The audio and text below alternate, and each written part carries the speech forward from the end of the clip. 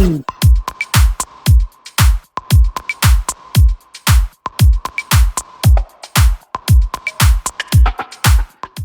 have created a plane that gathers the information about its environment and is able to be commanded to move where commanded to.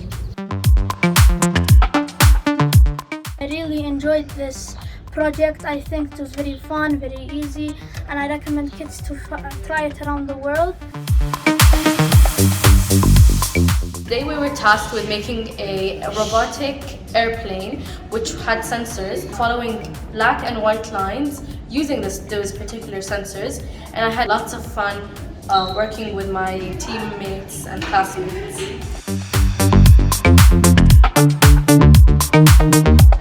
Thank you, Airbus Foundation! Airbus